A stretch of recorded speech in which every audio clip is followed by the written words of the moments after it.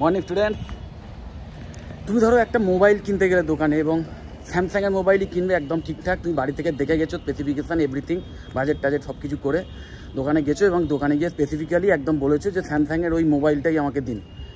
তোমাকে দোকানদার দিলেন সেই মোবাইল, তুমি বাড়ি নিয়ে এসে জানতে পারলে যে ওটা স্যামসাংয়ের সেই পার্টিকুলার মোবাইল নয়, অন্য কোনো মোবাইল। তাহলে এই ব্যাপারটাকে কি বলবে? এটা এক ধরনের প্রতারণা বা চিটিংবাজি। ঠিক এই টাইপের জিনিস কিন্তু ইন্টারনেট মাধ্যমে বিভিন্ন উপায় হচ্ছে এবং তার সাথে সাথে গুগলেও হচ্ছে। মানে গুগল যে কোম্পানি, তারাও কিন্তু এই ধরনের, মানে এটাকে আর প্রতারণা তখন বলতে পারবে না, কারণ একটু টেকনিক্যালি করছে তারা। সেখানে একটু টেকনিক্যাল ওয়েতে করছে, এমনভাবে করছে যে সেটাকে ডাইরেক্ট তুমি ঠকানো বা প্রতারণা বলতে পারবে না। কিন্তু নিজেকে যদি তুমি সজাগ না করতে পারো তাহলে কিন্তু ঠকে যাওয়ার চান্সটা কিন্তু তোমার থেকেই যাচ্ছে। একটা উদাহরণস্বরূপ বলছি, ধরো তোমরা কোনো পার্টিকুলার কলেজ সম্বন্ধে জেনে নিয়েছো যে অমুক কলেজেই অ্যাডমিশান নেবে, তুমি খোঁজ খবর নিয়েছো এবং তুমি একদম সেই কলেজের যে অফিসিয়াল ওয়েবসাইট, সেই ওয়েবসাইট জানো না, কিন্তু কলেজের নাম জানো আর কোথায় জানো, এইগুলো সব জানো। এবার সেই দিয়ে তুমি গুগলে সার্চ করলে, কলেজের নাম ঠিকানা এইসব দিয়ে তুমি সার্চ করলে, গুগলে প্রথম দিকেই মানে এমন সব ওয়েবসাইটের লিঙ্ক চলে আসবে যেটা হয়তো তুমি বুঝতে পারবে না, কারণ সাইডে ছোট্ট করে অ্যাড বলে লেখা থাকে বা অ্যাডভার্টাইজমেন্ট বা স্পন্সর্ড বা এই টাইপের কিছু কথা লেখা থাকবে ছোট্ট করে একদম, যেটা কিন্তু যারা বিশেষ করে একটু তাড়াহুড়োর মধ্যে থাকে বা যারা ধরো জানেই না ব্যাপারটা, তাদের কাছে একদম নতুন এবং তারা সেই ওয়েবসাইটেই ক্লিক করবে, মানে ভাববে সেটাই তাদের ওয়েবসাইট, সেই ওয়েবসাইটে ক্লিক করবে এবং ক্লিক করার পর দেখা যাবে যে একদম সেই কলেজের নাম টাম দিয়ে ছবি টবি দিয়ে এক্স্যাক্টলি ওই রকম একটা পেজ করা আছে এবং সেইখানে অ্যাডমিশান ইনকোয়ারি ফর্ম বা কন্ট্যাক্ট ডিটেলস থাকবে। তাদেরকে কল করলেই তাদের কাছে সমস্ত তোমার যে ইনফরমেশান ডেটা সেটা চলে যাবে এবং সেইখান থেকে তখন তোমাকে ম্যানিপুলেট করে পার্টিকুলার সেই কলেজে অ্যাডমিশানের ক্ষেত্রেও হয়তো বলতে পারে এবং সেক্ষেত্রে ফিসটা তোমার বেড়ে যাবে, কারণ তারা একটা এক্সট্রা চার্জ করে নিতে পারে। এটা একটা সম্ভাবনা থাকে, প্লাস তোমাকে অন্য কোনো কলেজে অ্যাডমিশান করানোর জন্য চাপ দিতে মানে দেবে আর কি, সোজা কথা। তো আলটিমেটলি ব্যাপারটা কী হলো, মানে তুমি একটা ব্যাপারে সার্ভিস পাওয়ার জন্য গুগলের উপর ভরসা করে সেখানে তুমি সার্চটা করেছো, কিন্তু তুমি চোখ কান বন্ধ রেখে পুরোপুরি গুগলের উপর আস্থা রেখেছো, যার ফলে তুমি প্রতারিত হলে। এটা কিন্তু অ্যাকচুয়ালি গুগল প্রতারণা করলো না, কারণ তারা ওপরে ছোট্ট করে ওই অ্যাড বলে লিখে রেখে দিয়েছে, কিন্তু সেটা তুমি বুঝতে পারো নি, তুমি খেয়াল করো নি। তো আলটিমেটলি দোষটা কিন্তু তোমারই, সো তোমাকে অ্যালার্ট হতে হবে।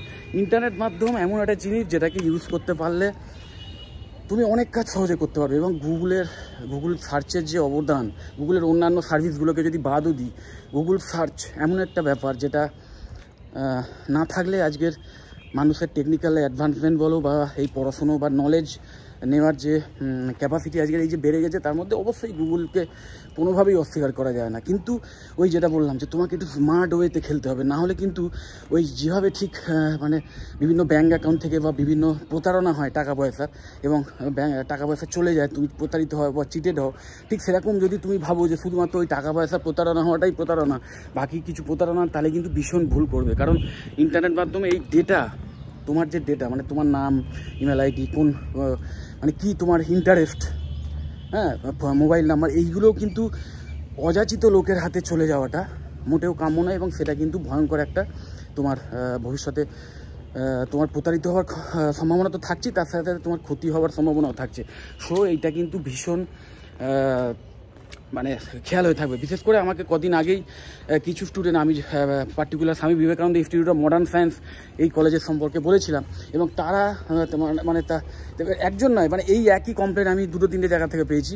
তারা বলছে যে স্যার, আমি যখন সেই নাম দিয়ে গুগলে সার্চ করছি, তখন ওপর দিকে যেটা এলো সেটাই ক্লিক করার পর যেখানে মানে ক্লিক করার পর যে ওয়েবসাইটে গেলাম সেটা তো একই নাম লেখা ছিল, সব কিছু ঠিকই ছিল, কিন্তু আলটিমেটলি মানে সেখানকার যারা মানে কন্ট্যাক্ট ডিটেলস, মানে কন্ট্যাক্ট পার্সন, সে আমাকে বলছে অমুক কলেজে ভর্তি হতে, অমুক কলেজে ভর্তি হতে।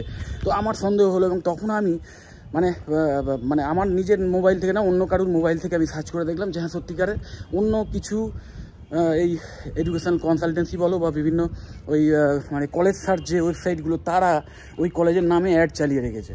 এটাকে এক ধরনের এসইওই বলে, তো এক ধরনের ডিজিটাল মার্কেটিং বলতে পারো এটা এক কায়দা করে, যে যার ফলে হবে কি, ওই তুমি কলেজের নাম ধরে সার্চ করলেও তাদের ওয়েবসাইটটাই প্রথম দিকে দেখাবে, অ্যাড বলে দেখাবে। সো এবার এটা কিন্তু লিগাল, এটা কিন্তু কোনো ইললিগাল ব্যাপার নয়। এবার তারা সেটা করেছে তাদের নিজেদের ডেটা কালেক্ট করার জন্য। কিন্তু তুমি যদি অ্যালার্ট না হও, তখন তুমি মানে মানে সেই ঠিক যেভাবে এই মানে স্টুডেন্টগুলো প্রতারিত হয়েছে, মানে হতে পারতো অ্যাকচুয়ালি, তাদের সন্দেহ হওয়ায় তারা আমাকে ফোন করে এবং আমি তখন ব্যাপারটা জেনে তোমাদের আমি অ্যালার্ট করছি। এরকম আমি বেশ কিছু ভিডিও করেছি এই বিষয়ে, যে এই বিষয়গুলো খেয়াল রাখবে, কারণ অ্যাডমিশন রিলেটেড ঠিক অন্যান্য ইন্ডাস্ট্রিতেও যেরকম বিভিন্নভাবে মানুষকে প্রতারণা করার একটা চক্র চলে, ঠিক সেরকম এই এডুকেশান বিজনেসেও, বা এটা এক ধরনের বিজনেসই, প্রাইভেট কলেজে মানে পড়াশুনো করার ব্যাপারটা কিন্তু এক ধরনের কাইন্ড অফ ইনভেস্টমেন্ট তোমার ক্ষেত্রে।